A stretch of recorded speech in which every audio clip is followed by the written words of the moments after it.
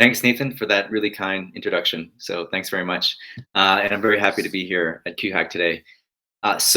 Before I start my talk, I like to sometimes show off some pictures of the Los Alamos area.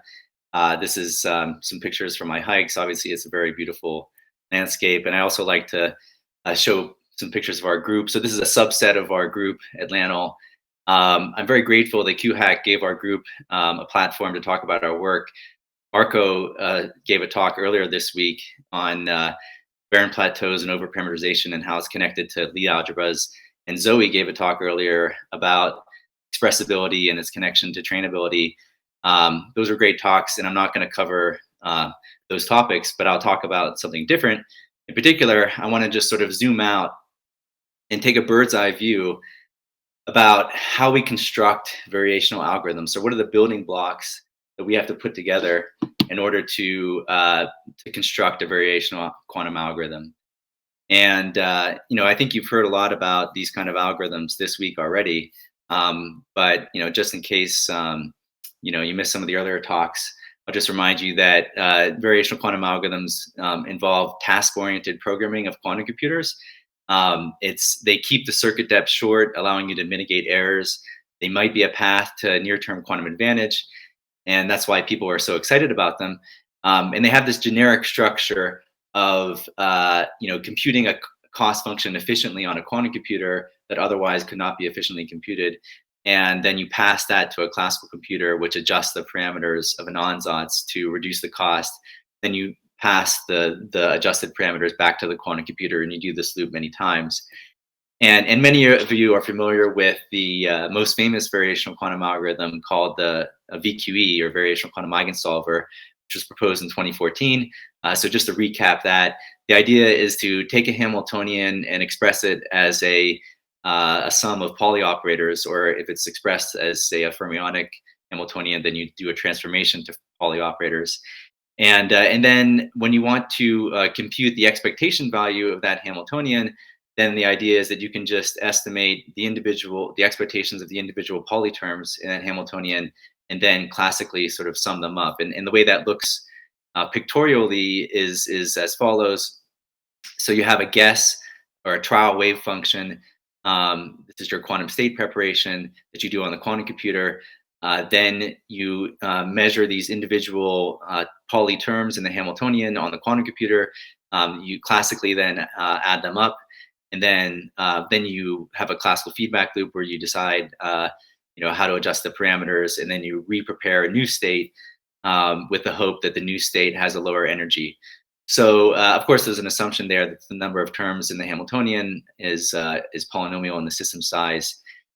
So that VQE has enormous application in many different contexts, obviously for solving electronic structure, for molecules or condensed matter systems, but also not just that, also for nuclear structure, nuclear systems, and other kinds of physical systems. So it's received a lot of attention, but it's not the only application that you might be interested in. You might be interested in dynamics, or solving linear systems of equations, or a principal component analysis. And so there's a lot of applications that you might want to design a variational quantum algorithm for. And so that's sort of the point of this talk, which is if you have an application of interest that you want to design a VQA for, how would you go about doing that? And so if we take a step back and then abstractify the VQE algorithm, the idea is that you have some input state rho into a parameterized quantum circuit, which people call an ansatz, then have a measurement that you use to define a cost function. Then you have a classical optimizer that you use to update the parameters of that parameterized quantum circuit, and you do this many times. And so people like this because it's very flexible, and you can tailor this to different applications. This is a slide that I show in most of my talks, but recently in the past year or two, I've sort of evolved in my thinking about what variational quantum algorithms really are. And I think that this is kind of incomplete, maybe. And really now I'd like to show this sort of new slide, which shows that you might not just have a single input state into the parameterized quantum circuit. You might have a set of input states, rho sub I. And in general, you could have a whole set of training data that you use to train your parameterized quantum circuit. Also, your ansatz might not be fixed; it might be adaptive. And then also, you might have errors, of course, due to noise, and so you might insert an error mitigation method into the loop, right? And so that you're actually doing error mitigation during the optimization process. So I just sort of have updated my picture of what a variational quantum algorithm is, and part of this talk is telling you about that sort of update. So now now I have a sort of recipe that I want to show you for what we use for how to design a variational quantum algorithm. So here's the sort of recipe that we use. So the first step is to, based on the task that you're interested in, you pick a cost function, and you want to make sure that your cost is faithful, vanishing if and only if the task is accomplished. Also, it should be operationally meaningful for your task, so that non-zero values have meaning. Has to be efficiently computable on a quantum computer, but not efficiently computable classically. Otherwise, you wouldn't use the quantum computer in the first place. And finally, it needs to be trainable. It has to have a non-vanishing gradient, and I'll elaborate on what those mean. And the next step is to design a short depth quantum circuit to compute your cost function. And in some cases, these circuits could have noise resilience. And I'll elaborate for what that noise resilience might be. So you want to sort of design your circuit maybe to optimize that noise resilience. You want to formulate an ansatz or an ansatz strategy. Maybe you have a dynamical ansatz. Choose a training data set, as I mentioned before. You want to formulate a parameter initialization strategy. Choose a classical training algorithm, a classical optimizer, and then finally choose an error mitigation method. So, and it's interesting because, like I said, my sort of, I keep adding more things to the list here. I usually would only have like 4 steps, but now I have 7 steps due to my redefinition of a variational quantum algorithm. So I want to use this example, an illustrative example. It's always good to have an example in mind, right? So variational quantum compiling was the first VQA that our group has ever proposed. It was part of our summer school several years ago, and the main application of this was to basically compress circuits so that they're not too long. If you have a circuit U that's very long, could you compress that down to a shorter circuit that's close enough to the original circuit, but maybe eliminate some noise by compression? That's one of the main applications of this variational quantum compiling idea. The idea is that you have some target unitary U, and then you have a trainable gate sequence, and you would choose the ansatz for your trainable gate sequence to be shallow depth. And then the idea is that you want to make sure that you maximize the inner product between the target and the trainable gate sequence so that they become close to each other. And it turns out you can show that this, if you choose the Hilbert-Schmidt inner product here, you can show that it's DQC1 hard, hence there's no classical algorithm that can efficiently compute it. But on the other hand, there is a quantum circuit to efficiently compute that cost. And it's this quantum circuit that I'm showing here on my screen. Involves first preparing a Bell state and then acting with U and then V dagger, and then unpreparing the Bell state and then measuring. It's sort of like an echo experiment where you try to reverse the action of U with the action of V. And anyway, so now that we have a cost function, we want to make sure that it's operationally meaningful. And it turns out you can show that if you consider the average fidelity of states acted upon by V versus states acted upon by U, then you can rewrite this cost function in terms of that average fidelity. So this overall cost function, which involves the Hilbert-Schmidt inner product, can actually be rewritten in terms of the average fidelity between U and V. And so that establishes an operational meaning for the cost function so that non-zero values have some meaning. And so this is what our algorithm looks like.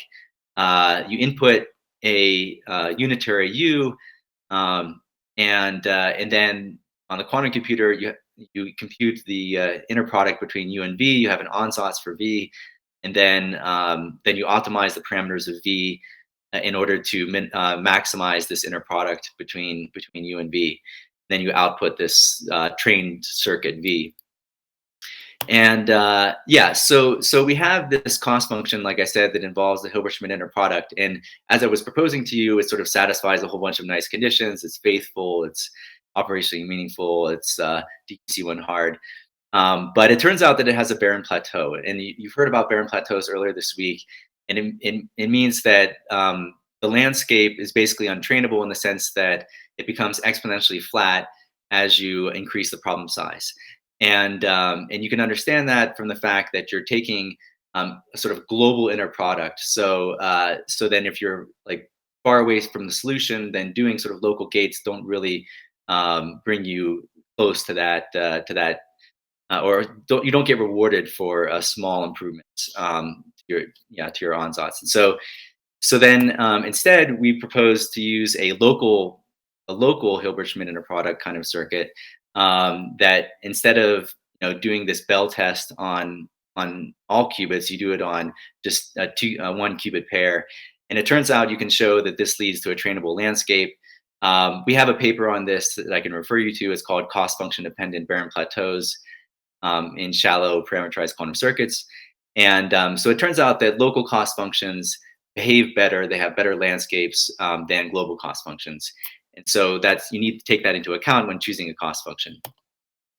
And but sure enough, this local cost function can be proven to be faithful as well. It's basically equivalent to the global cost function, and so and also it also has this nice classical hardness property that I talked about earlier. And so the local cost function inherits all the same properties of the global cost function that I mentioned earlier.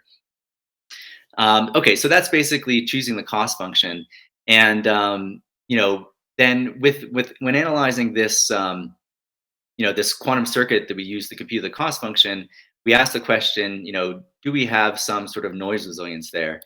And it turns out that whenever we would say compile some examples like the Toffoli gate or the W state preparation on IBM's noisy simulator, we were finding that the noisy cost function would never get very low, but nevertheless, the noise-free cost function was getting extremely low, several orders of magnitude lower, meaning that if we took the parameters that we learned during noisy training and evaluated them in a noise-free setting, in the noise-free setting, we were getting very low cost functions. And so even though it looked superficially like we weren't getting good parameters, it turns out we were getting good parameters.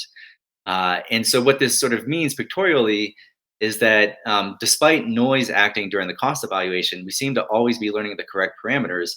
And so it looks like the landscape, whenever we have noise, is compressing vertically, but not shifting left or right. Of course, we were considering in this case incoherent noise, not coherent noise. But with incoherent noise, the global optimum was not appearing to shift left or right. And so this was a kind of noise resilience, meaning that if you trained in the presence of noise and you managed to get close to the global optimum, then you were getting the correct parameters. And we followed this up with a with a theoretical paper that actually proved this more rigorously.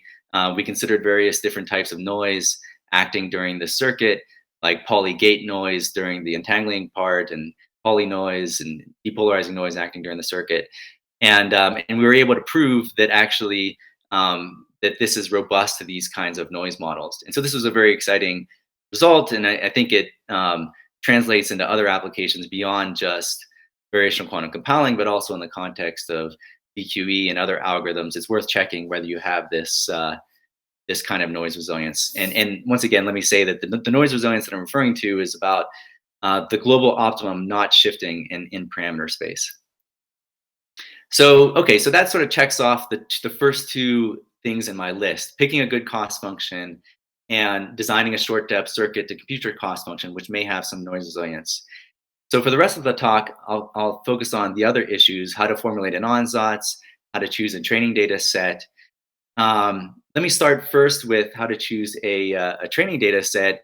And we have a very exciting new result out just in the past couple months about how much training data you need in order to train a parameterized quantum circuit. And what we found is QMLM stands for Quantum Machine Learning Model. This is just a parameterized quantum circuit. So for a parameterized quantum circuit with T parameterized gates, then with high probability over your training data set of size n, then the generalization error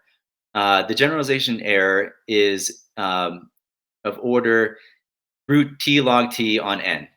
And so what does this mean? So what it means is that if you choose your training data set of size capital N equal to t log t over epsilon squared, then you can guarantee that your generalization error is less than epsilon. So and so the idea is that we're getting good generalization um, if you choose a relatively small training data set. And the amount of training data that you need is determined by how many parameters that are in your ansatz. In particular, if you choose the number of training data points to be approximately equal to the number of parameters in your circuit, then you could have good generalization, because you can see that there's this t log t term. You can kind of ignore the log t term. And so when n is approximately t, then you get good generalization. And so this is a really interesting result. Um, and I wanted to illustrate it in the context of variational quantum compiling. So in the context of compiling, I'll show you an example where we compiled the quantum Fourier transform gate on n qubits.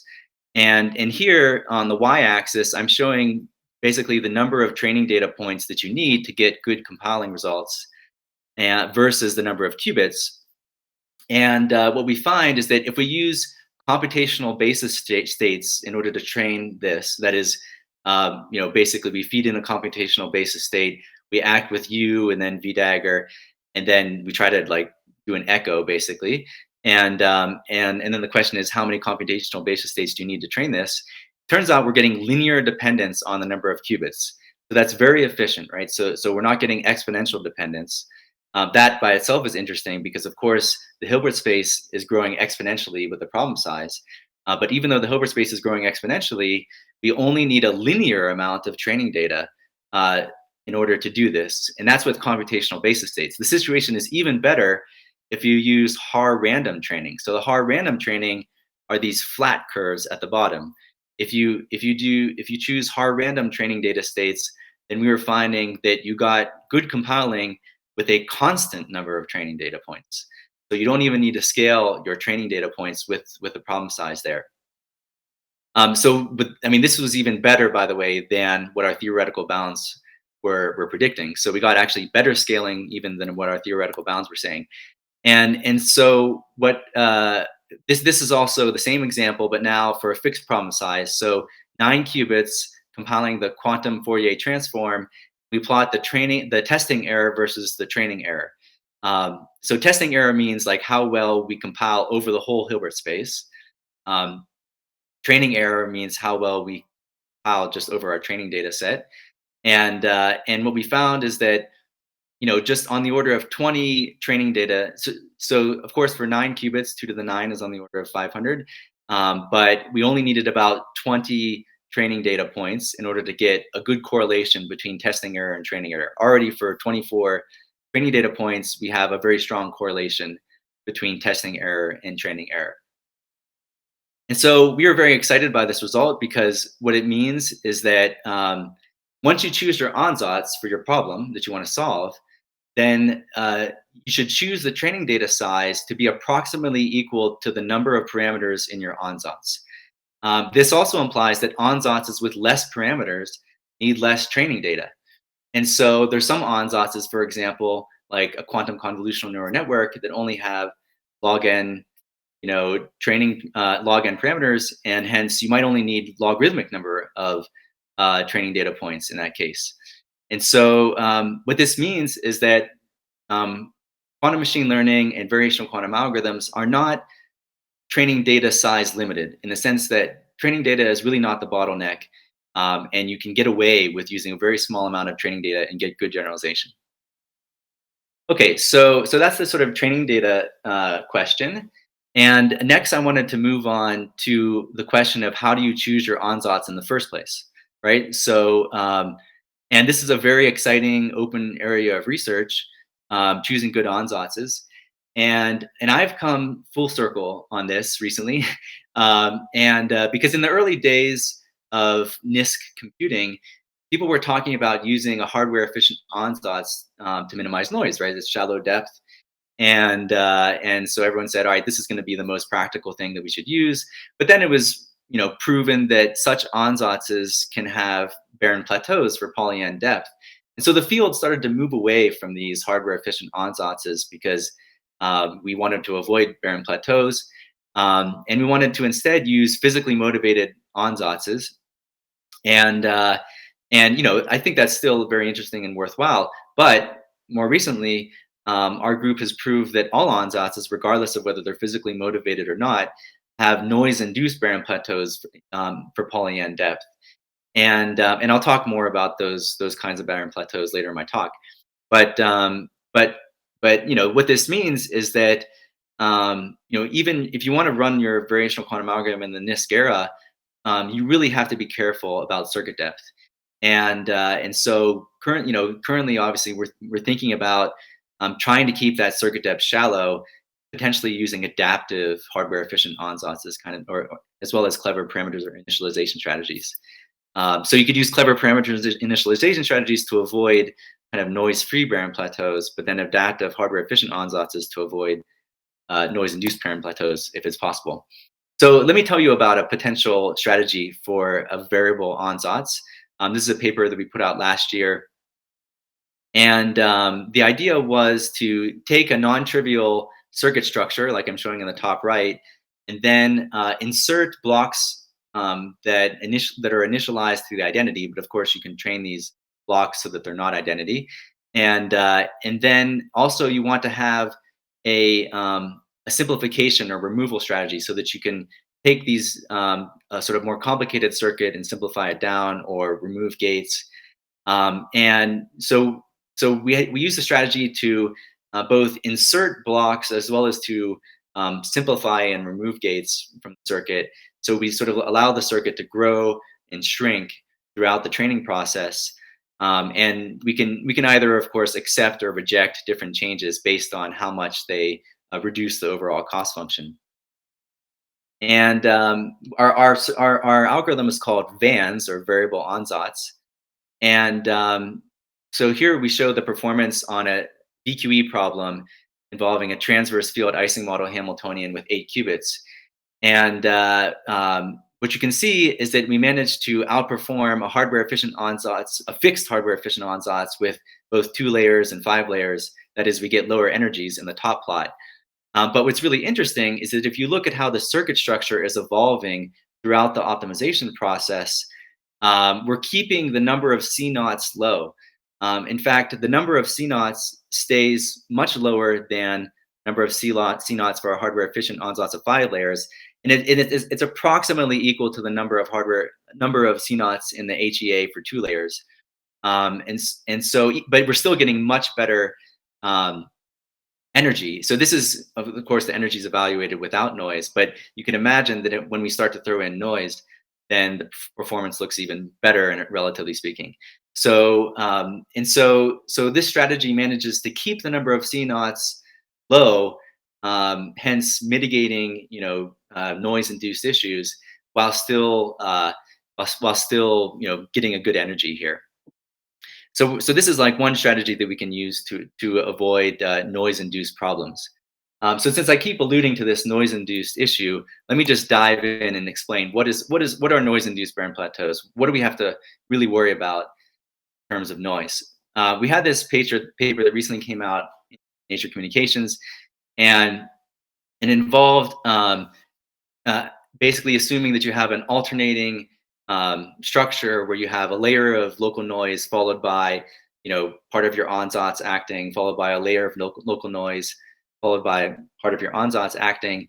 And this was a model that we used. And we assumed that the local noise was basically poly noise. So the fixed point of the noise model was the maximum mixed state. And under that assumption, our main result was that the partial derivative of the cost function with respect to a parameter in the ansatz, any parameter in the ansatz, is exponentially vanishing in the number of qubits whenever your circuit depth is polynomial in size, or whenever it basically grows faster than linear or faster. And so what this means is that if you increase the problem size, And of course, if your ansatz grows sort of in proportion to the problem size, then your cost function landscape is going to get flatter and flatter and flatter. And so you can see on these pictures on the right hand side, this is pictorially what's going on with these cost landscapes. And that's obviously very bad, because then it means that in order to navigate through your landscape, you need to spend an exponential amount of shot resources, get close to that, to start to train through your landscape to get towards the global minimum. And the fact that this holds for poly-n depth is important, because all of these problem-inspired ansatzes for VQE and QAWA, like the unitary coupled cluster ansatz, they are expected to have, to grow polynomially in the system size. So this does have a direct impact on VQE and QAWA. And sure enough, our numerics show that if you applied, if you ran QAWA in the presence of noise, so QAOA is quantum approximate optimization algorithm. So we did that for the max cut problem, and this is what you get. If you have no noise, then you get the black curve, and the performance is above the blue dashed line, which is the Gomez-Williamson algorithm. This is a classical algorithm. So you're beating the classical algorithm for this whenever you don't have noise. So naively, you think, all right, I'm getting quantum advantage. But then you start to throw in noise, and you can actually lose your quantum advantage. So when you have noisy training, but then noise-free final cost evaluation, you get this green curve. You can see the green curve is starting to dip below the classical line. Of course, if you have noisy training and noisy final cost evaluation, then its performance is very bad. But the green curve is kind of what I wanted to focus on, because that's really showing the impact on the training. So the training is actually getting harder due to noise. And this obviously impacts whether you can get quantum advantage. Now, the natural question, whenever we put out our noise-induced barren plateau paper, the question that everyone was asking us is, can error mitigation solve noise-induced barren plateaus? Because we have these really fancy error mitigation methods now that we've worked very hard to develop. If you just do error mitigation, can it actually solve this problem? And we have a recent paper that we put out a couple months ago that answers this question. And unfortunately, the answer is no, that error mitigation has some fundamental limitations, and you actually still get exponential scaling of your shot resources that are needed even in the presence of error mitigation. And you can understand that with this picture that I show here, where if you have a noise-free cost landscape, you have large gradients, and then you have a noisy landscape, then the landscape gets more flat. Now, if you then do error mitigation, you boost your gradients again, right? So initially you think like, all right, this is good. My gradients go back up when I do error mitigation, but you also amplify your shot noise. And so whenever you want to, so you amplify sort of the variance of the observables. And so that whenever you want to actually make decisions about how to navigate through the landscape, your decision-making ability is not improved by doing the error mitigation. So you still run into this issue that it's hard to make decisions. It's hard to navigate through the landscape because you've amplified your shot noise in addition to amplifying your gradients. So unfortunately, that's some bad news. On the other hand, even though it doesn't change the asymptotic scaling, we have found that error mitigation can improve trainability, say for a fixed problem size. So we don't solve the NIB problem, but we can mitigate the impact of noise for a fixed problem size using error mitigation, using a judicious choice of error mitigation method. We found that not every error mitigation helped trainability, but a method that we recently proposed called Clifford data regression actually did improve performance. So this is showing a QAWA problem and showing that we get better performance with training with an error mitigation method in the loop rather than training just with a noisy cost. And one reason why we think this might be true is that not every algorithm has the kind of noise resilience that I talked about at the beginning of my talk. And sometimes noise actually shifts the location of your global minima. You don't have this kind of noise resilience. We call that cost corruption. In this picture down here on the bottom left, kind of shows what that cost corruption might look like. And so error mitigation might help to shift the location back of the global minimum back to where it should be. So in that sense, error mitigation can help with some of these cost corruption issues. Okay, so with that, I'd like to present sort of my conclusions or controversial opinions that I've learned in the past due to what I've learned recently.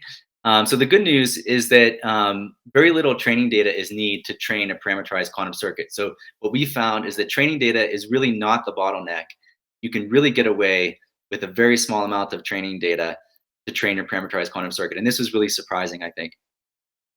The bad news is that noise-induced barren plateaus, in my opinion, are the most serious obstacle facing VQAs, and they can potentially even push the timeline out for quantum advantage with, say, VQE, i.e., till noise levels get further reduced. If you can reduce the noise levels further, then we can start to mitigate these NIBPs.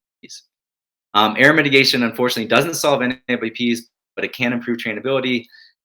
And these variable structure ansatzes could be a good strategy, at least to mitigate NIBPs. So with that, hopefully I've given you an idea about how we make a VQA, all the different ingredients in it. And so thanks very much, and happy to take questions. Great. Thank you very much, Patrick. It's a really amazing talk, and I've already seen some questions coming in for the chat. But I want to start with a similar topic that you started with in your slide. So you started with a shot of Los Alamos area. So I'm curious about Los Alamos. Tell us a bit more about it. Yeah, absolutely. What are your favorite hikes out there, for instance? Yeah. So obviously it has an amazing history, right? So and they chose it. Oppenheimer chose Los Alamos precisely because it was a beautiful place that, in his words, could entertain the prima donnas, right? I didn't know that. Yeah. I think he even used that word. But so it has all four seasons, including snow. In fact, we have snow today, and so we have the mountains where you can go skiing. But then we also have the Rio Grande River, which goes, through sort of our backyard, and you can go rafting on that river. And then I was from my house, I can actually hike down to the Rio Grande River. It's just a short hike, and it's sort of an elevation drop of like 1,000 feet. So we're up around 7,000 feet in elevation. And so you can either go, but you can keep going up. And one of the most beautiful things, I think, is the volcano, Valles Caldera.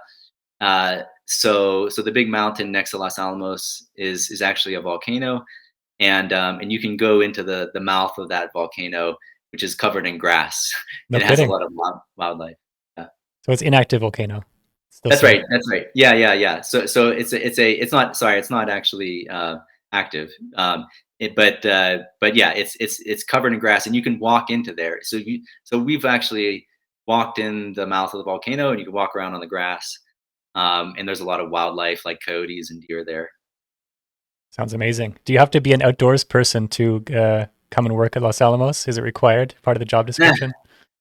You definitely have to like it, I think. Obviously it's more remote. It's not really for city people, I think. Yeah, Santa Fe is close by, or obviously Albuquerque as well. And many people commute from Santa Fe into Los Alamos. So if you want a little bit more urban life, you can have that. Um, but I personally live up in Los Alamos itself, so it's you tend to get a lot of outdoorsy people, I would say. Nice. So again, on the subject of Los Alamos, there's a summer school that you were one of the kind of big figures founding that as well, and it's become quite popular. I think a lot of students see that as a very prestigious summer school. So I'm just curious if you could tell us a bit about the genesis of the summer school and how so quickly you've made it a premier event for people. Yeah, it's really amazing. Thanks for mentioning that. I joined LANL in 2017, and in my first year there, my manager said, "Hey, why don't you start a summer school?" And I said, "I didn't even know that was possible." He said, "Why don't you start a summer school in quantum computing?" And then it turns out that LANL has an entire funding program to fund summer schools on different topics. So the quantum computing summer school is just one of several topics. We also have AI, machine learning, data science summer schools, and other kinds of summer schools. But LANL has a funding body that actually provides funding for summer schools, and then you actually write a proposal. It's like a grant proposal, and you ask LANL, will you fund our summer school? And they can choose. They can say yes or no, and they obviously chose yes for our summer school.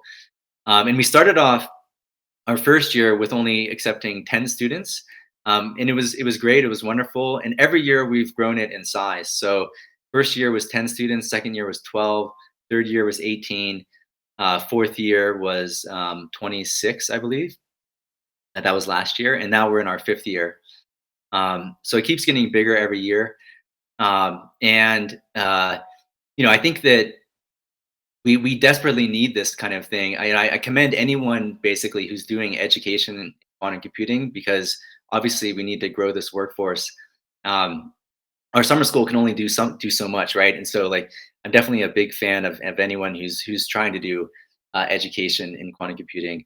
And we've obviously research is a big focus of our summer school. So we take a research-based approach, where every student, the hope is that every student will get a paper out of the summer school.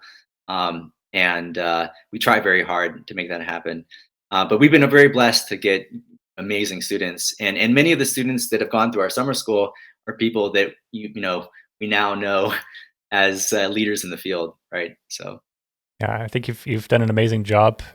Any tips for students who might want to apply for next year's program? Any way to kind of get Yeah, that's noticed? a great question. I think that one of the unfortunate things that undergrads experience is that they sort of get the impression that if I just get a good GPA in my major, then that's enough. And it's really not enough, right? I think that undergrads need to, first of all, demand that they are exposed to quantum computing as an undergrad. And so exposure is exposure and experience are the key things. And so it's not enough to just get a 4.0 GPA in physics or something like that. You have to have exposure to quantum computing and experience, potentially with a research project. And it's just because the competition is so fierce, right? Like it's just because like there's students applying to our summer school from all around the world, and people need to understand just how competitive it is. And so you have to really force your university to, or if your university isn't doing that, then do an internship at the tech company where you can get that experience. But I think that's what we really look for, is exposure and experience in research in quantum computing. That makes a lot of sense. Here at Xanadu as well, we definitely, if someone has kind of already learned the basics of the field, it allows them to really jump in and start on a project right away.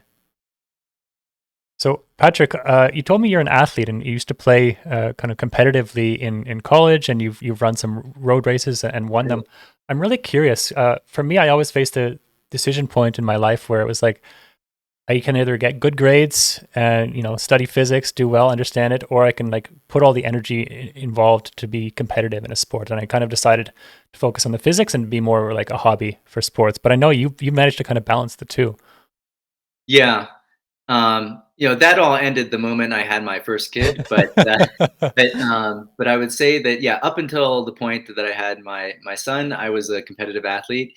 And so I guess running is one of these things that you can just, you strap on your shoes and you just go outside and do it. And so it doesn't take very long to become a train at running. But yeah, so I ran track, and I also was a soccer athlete in college as well as in grad school. And I won my first 5K race in San Francisco when I was in grad school. And then I also won a 5K in Pittsburgh in my first postdoc. And then I won a 10K race in Singapore. So I've won races in 3 different cities. Nice. And so, I was very proud of that I could sort of still manage to keep that hobby up. I've also run a couple of triathlons as well. But yeah, I guess they say that, it stimulates the brain, right? Some of these cardiovascular activities like stimulate your brain. And so, in some ways, it maybe augments the research process in some way. That's your secret. Um, yeah. Nice. And Yeah. these days, your kids are now the sporty ones. Yeah, yeah. So my son is plays soccer, and so I've been a coach for him. This year I was a head coach for a soccer team, and that gives me a chance to pass on the knowledge to the next generation. And so yeah, I enjoy sports in every sense, and I also enjoy coaching too. Nice. Patrick, I am seeing a number of questions coming in for the chat, so let's segue now into the questions, the Q&A portion. First one, let's go with from Shroshat. It says, what would you say are the major differences between variational quantum algorithms and quantum machine learning? It seems to me that if you start using data to train a circuit, you're entering the QML domain. What are your thoughts on that? Well, yeah, it's true. A lot of people define it like that. Um, but so I gave this example of variational quantum compiling, which we long thought of as a variational quantum algorithm.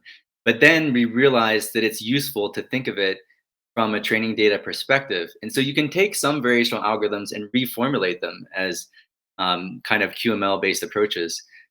Because, the idea is that when you compile something, you're trying to compile it over the whole Hilbert space, but you can compile it with respect to certain kinds of inputs. Then you can talk about generalization error. And the same is true for like dynamical simulation. Our group has developed variational quantum algorithms for dynamical simulation. You're going to want to simulate over some subspace or potentially over the whole Hilbert space, and you can talk about training data for how to learn how to simulate over a certain space. And so the line is been very blurred Yes. in that sense. So it's really blurry, and it's really hard to tell the difference now. And honestly, it's probably worth going back to every variational quantum algorithm in the literature and asking, can we try to blur that line further? Sense. Like in other words, take a more training data based approach to other kinds of variational quantum algorithms. So that's interesting. How much you do that for, say, a VQE problem? How much you introduce data into the pipeline there? Yeah, I've been thinking about this. I think we should. There's different ways that you could do that, but you know, so you know, I think that with VQE it's probably the least natural. But you might say, for example, um, try to learn like this E versus R curve. So potential sort of energy versus an interatomic distance. You could imagine that you choose sort of different interatomic distances as training data to try to learn other interatomic distances, the energies for other interatomic distances. So I don't know if that makes sense, but the idea Yep. is that Yep. you're not restricted to just train with the, you know, with a certain target that you're interested in. You can train with other kinds of problem definitions.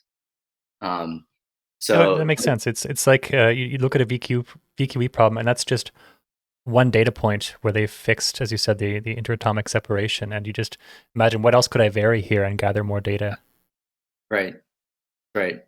So you could vary that interatomic distance and then generate your training data set to try to predict other interatomic distance energy values. Great. Got a question from AbQuant. Going back to one of the earlier parts of your talk, it was how does one choose a cost function? I know you mentioned a couple cost functions, but in general, how do you choose a cost function? Is there some paper that compares many different cost functions and their trainability? Yeah, so it's really motivated by the task that you're interested in, and I just as an example, like if you're trying to solve a linear system of equation, you're trying to solve ax equals b, but naturally your cost function would measure some kind of distance between ax and b, right? And so uh, um, so it's usually measuring the distance between like what your ansatz is producing and then some desired target. So uh, and usually what I start with at the very beginning is I start with like an operational meaning, like what do I want to operationally measure? And that's usually the first step of trying to define a cost function. And then, of course, then you back out and say like, okay, well, I really would like to measure, some sort of difficult norm to compute, but then let me go to the Hilbert-Schmidt distance because it's much easier to compute on a quantum computer or something like that. So oftentimes we have to sort of back away from the most operational measure that you're most interested in, and go to something that you can actually efficiently compute on a quantum device. And so it's a balance, I guess. And you have to also trade off, as you mentioned, local versus global might give Exactly. effects. That's exactly right. And that's also plays into the operational meaning, because usually the most operationally meaningful cost functions are global in nature. So then you have to back away from that as well, and say like, well, I'm willing to sacrifice a little bit of operational meaning if I can actually avoid a barren plateau. Yeah. Great. Let's get another question for you. Um, this is an interesting one from Zeta 11A. How do these adaptive ansatzes compare to dropout regularization that you see in classical neural networks? Yeah, that's an interesting perspective. Seems analogous, and but not. We haven't tightened that analogy, right? It seems like roughly analogous, but I think there is room, of course, to have a tighter analogy, and really because we're not necessarily really thinking of things in terms of neurons, right? So we're not really imposing this sort of quantum neuron structure to our ansatzes. But with that said, I think the intuition is similar, and that could be worth investigating further, whether you can make that intuition more concrete. Yeah, maybe we can just riff on that for a second. So I know one of the motivations behind dropout was actually as a regularizer for classical neural networks, but in your case, your adaptive ansatz is more just like, if I can intuit what you're trying to do there, you're trying to save costs. You don't want to have very deep circuits. You're trying to cut out gates if they're not doing anything. So maybe is there a role for your adaptive method also to serve as a kind of regularization, kind of steering the direction of functions that you're focusing on in your evolution or your training? I Does that, see. So from a perspective of what functions you're considering, yeah, like could your adaptive ansatz method serve as a regularizer? hmm, I see. Putting you on the Yeah. spot here. No, yeah. Well, sorry, just what do you mean exactly by a regularizer? Oh, just in machine learning, you sometimes might want to prevent your cost function from going too large, or you might want your parameters to be kind of living in a closed area. You don't want them to be drifting too far away, so you might impose a regularizer. So dropout can also be seen as a regularizer. It's a way to kind of force your parameters to not contribute too much to the overall network. I see. See. Yeah. Okay, I haven't really thought about that much, but it's an interesting idea. Cool. And um, yeah, I don't have an immediate answer, but it I sounds put like you on the a spot there, so I'll rescue you with another question from the user for chat. The sure. last question here. So, what is the best possibility for a near-term quantum advantage now that we know about all these subtleties in scalability for VQAs and for QML? Mhm. That's a great question. Yeah, so it's funny because for the past 7 or 8 years, many people have focused on VQE, but the noise-induced barren plateaus make me a little bit less, bullish on VQE in the NISQ era. I think that VQE will become useful, especially whenever we get the noise down or we get to partial error correction or something. But on the other hand, there's other applications out there that don't require such deep circuits, and we're starting to see more and more people talk about quantum machine learning and classification. Um, Great example are quantum convolutional neural networks. QCNNs only have log n depth, and we have a paper showing that they avoid barren plateaus. In particular, they avoid noise-free barren plateaus, but because they have log n depth, they should also likely avoid noise-induced barren plateaus. And so if you can find a way to somehow get your quantum data on your digital quantum computer, then, for example, if it is, say, the output of an analog simulator or something like that, and you throw that into a QCNN and you train that QCNN could likely avoid many of the issues that I've discussed, like noise-induced barren plateaus and as well as noise-free barren plateaus. So classification looks like it's even more NISKY than VQE. So extracting parameters from your data using, say, a QCNN looks like, now, of course, the question is, how do you get that quantum data on the device with shallow depth? Because you have to, because the concern is that just preparing the quantum data digitally would involve a deep circuit. So maybe there's a way to somehow interface the output of an analog simulator with a digital device or something like that. But in any case, I'm more bullish on QML in the NISQ era now. So my attitude has actually shifted because I've been working on VQE kind of things before. I don't know if that makes sense. Yeah, great answer. And I believe that that QCNN paper was also coming out of the summer school. Is that correct? Yeah, it did.